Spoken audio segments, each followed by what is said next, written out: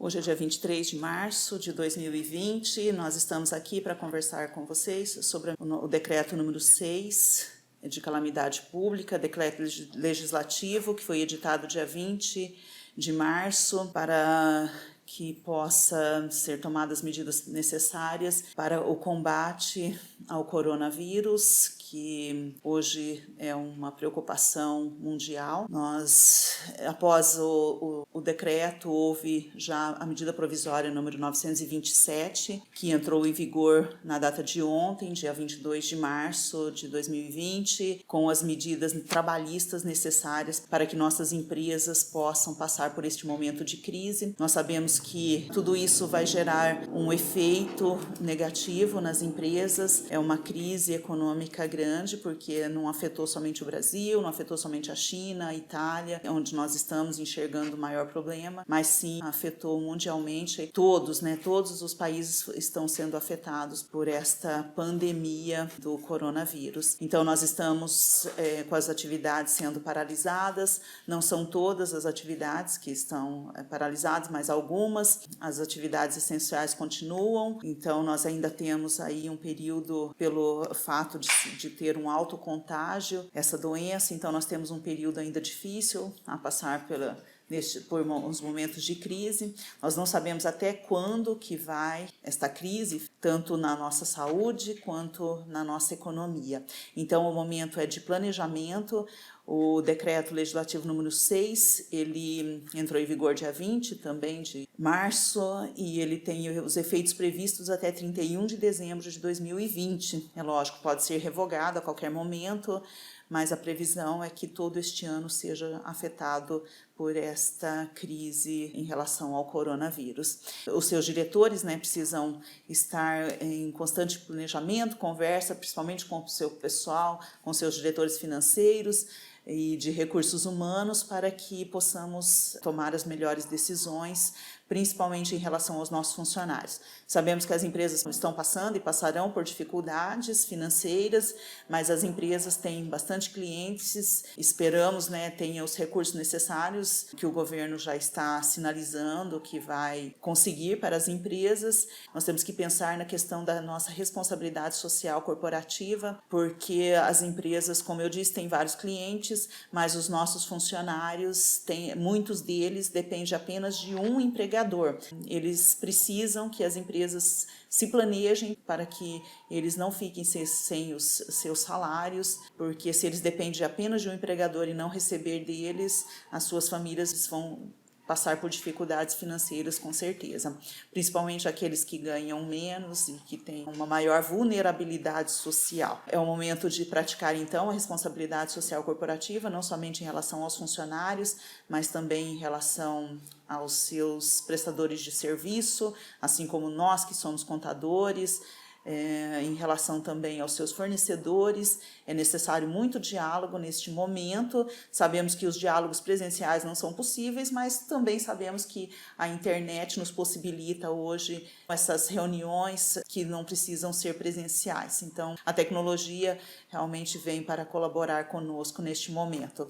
Estou aqui em minhas mãos com a medida provisória 927, que foi editada ontem e já entrou em vigor ontem, no dia 22 de março de 2020, que trata então das relações trabalhistas neste momento de pandemia, neste momento de calamidade pública, como foi decretado em nosso país. A consolidação das leis do trabalho já nos sinaliza em alguns pontos o motivo de força maior, já prevê algumas situações devido ao motivo de força maior, mas a medida provisória veio ampliar um pouco e essas orientações.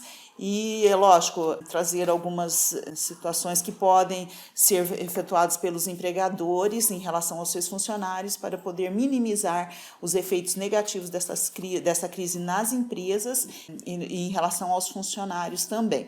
Então, a primeira situação que a medida provisória trouxe é o teletrabalho, aquelas atividades que podem ser efetuadas das residências dos funcionários. Então, nós sabemos que hoje as funções administrativas podem podem ser realizados à distância, assim como nós estamos gravando aqui este vídeo que está chegando até você. Então, o teu funcionário também pode, em algumas atividades, principalmente as atividades administrativas, serem efetuadas através das suas residências. Então, com algumas orientações aqui da medida provisória que nos fala que se ele tiver os equipamentos em casa necessários, ótimo, então a empresa pode repor alguma despesa que ele tiver a mais, com internet, energia elétrica, alguma coisa assim, e também pode fornecer os equipamentos necessários em regime de comodato para que o funcionário possa levar até sua residência para poder prestar este teletrabalho. Uma orientação nossa e que na medida provisória também está claro não deixe de não fazer um contrato, um aditivo contratual.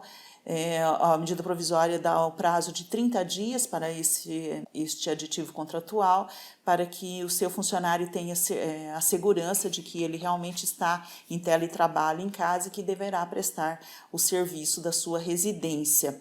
Também uma simplificação do regime trabalhista em relação a isso é que diz que se ele utilizar o equipamento fora daquela jornada habitual de trabalho, que isso não vai ser considerado como hora extra. Mas é importante que isso fique muito claro para o funcionário que ele está em casa em regime de teletrabalho. Outra situação são as férias individuais ou coletivas, através da medida provisória, e também a CLT já prevê isso no caso de força maior, que não é necessário o pré-aviso de 30 dias.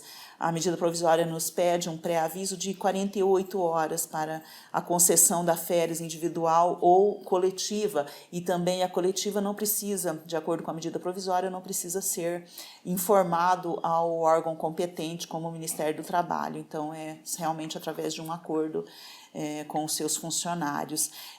Outra situação em que a medida provisória nos traz é que as férias não precisam ser pagas de imediato, ela poderá ser paga até o 5º dia útil do mês subsequente, e além disso, 1/3 das férias poderá ser pago até o prazo da gratificação natalina, que é o nosso 13º salário, que poderá ser pago até o dia 20 de dezembro. Então, 1/3 das férias poderá ser pago até o dia 20 de dezembro.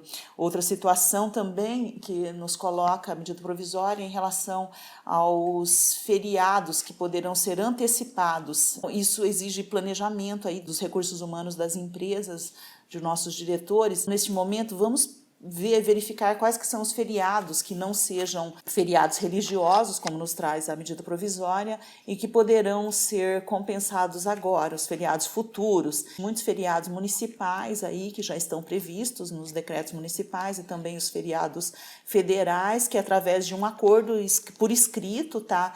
Esse acordo, a legislação, a medida provisória nos traz que deverá ser feito também nos próximos 30 dias. Os feriados poderão ser compensados agora com esse período em que os funcionários deverão ficar em isolamento social para a contenção do contágio pelo coronavírus. Esses feriados poderão ser compensados, daí a medida também nos traz o banco de horas, que na verdade seria também em relação a isso. Esse período agora de isolamento social em que os funcionários não estarão trabalhando, poderá ser compensado futuramente. A medida provisória nos traz o prazo de 18 meses para a compensação do banco de horas, que seria agora realizado para o isolamento social, e que poderá ser compensado em até 18 meses, sendo o prazo de 2 horas por dia, que é o normal, que nós já sabemos, né? As jornadas de trabalho futuras poderão ser prorrogadas em até 2 horas diárias para fazer a compensação desse período de isolamento social. É importante, gente, frisar de que se a pessoa está em isolamento social e está fazendo banco de horas, então ela não estará trabalhando. É diferente do teletrabalho. Então, estará em casa fazendo outras atividades próprias de cada um e não em teletrabalho.